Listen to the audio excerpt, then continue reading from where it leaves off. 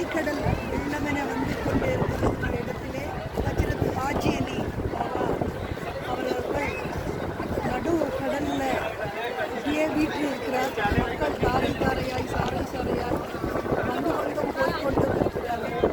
ஹாஜி அலி நினைத்த காரியம் நோய்கள் அனைத்தும் அகலும்.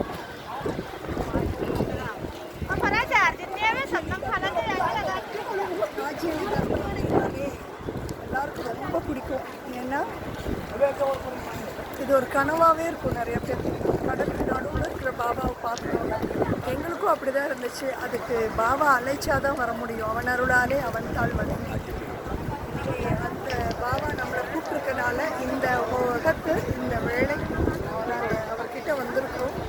எல்லா வளங்களும் வீடியோ பார்க்குறவங்களுக்கும் கிடைக்கட்டும்.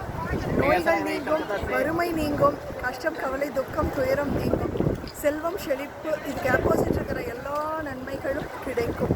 அதுதான் இந்த இடத்துல இருக்கக்கூடிய பாபாவின் அடிச்சிறப்பு. எல்லாரும் நல்லா பாருங்க.